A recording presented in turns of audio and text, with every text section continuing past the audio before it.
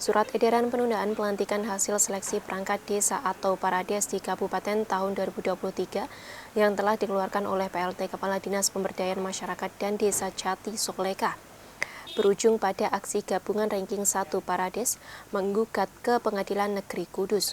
Garang 1 menggugat Jati Soleha sebesar 1,39 miliar rupiah. Gugatan tersebut dilayangkan ke Pengadilan Negeri Kudus dan kini sudah memasuki masa persidangan. Gugatan tersebut dilakukan oleh calon Parades terpilih dengan dasar surat edaran yang dikeluarkan oleh Jati Soleha pada para camat di Kabupaten Kudus sangat merugikan material dan imaterial. Kuasa hukum Garang 1 Budi Supriyatno menjelaskan surat himbauan yang dikeluarkan oleh PLT Kadis Permades saat membuat tanpa seizin Bupati. Budi menilai perbuatannya tersebut merupakan tindakan pribadi dan tidak sesuai dengan acuan surat Bupati tentang seleksi Parades. Atas dasar tersebut, kuasa hukum Garang 1 menuntut Jati Soleha secara pribadi. Sementara itu, Intan Permata Dewi, koordinator Garang 1 menjelaskan, gugatan uang senilai 1,39 miliar berdasarkan hak gaji 143 peserta Parades terpilih yang seharusnya diterima setelah seleksi Parades sesuai SK Bupati tentang pelantikan Parades.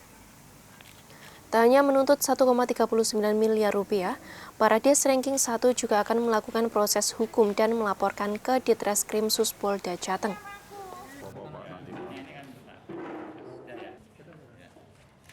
Terkait apa yang disampaikan tersebut, bahwa seleksi Parades itu mengacu pada surat keputusan Bupati, sehingga apabila tidak seizin Bupati, ini bisa dikatakan dalam Undang-Undang ASN karena atas tindakan pribadi. Atas tindakan pribadi tersebut kami gugat secara pribadi, bukan dari SK-nya atau surat himbauannya, tetapi perbuatannya yang dilakukan ada dampak dari kecamatan memerintahkan kepala desa tidak boleh melantik himbauannya seperti itu, sehingga dari tanggal 11 September 2023 tentang surat himbauan tersebut kami lakukan analisa hukumnya, tidak ada yang melakukan pelantikan kepala desa sehingga ada kerugian material dan imaterial terhadap seluruh perangkat desa yang tidak dilantik. Nah, sehingga dari perbuatan melawan hukum yang dilakukan oleh Bu Jati dengan tanpa izin Bupati tersebut kami gugat tentang kerugiannya, bukan SK-nya. Apa yang kami gugat, jumlah kerugian material dan imaterial total adalah sebesar 1.395.573.573. Itu untuk semua? Untuk semua, jumlah 143 rekan kami yang belum dilakukan pelantikan sampai dengan hari ini. Alasan kenapa menggugat Bu Jati secara pribadi bukan sebagai kepala dinas, Mbak? Karena jelas pada saat teman-teman perangkat desa terpilih melaksanakan audiensi di Pendopo Kabupaten Kudus, beliau menyampaikan tanpa adanya koordinasi dengan atasan.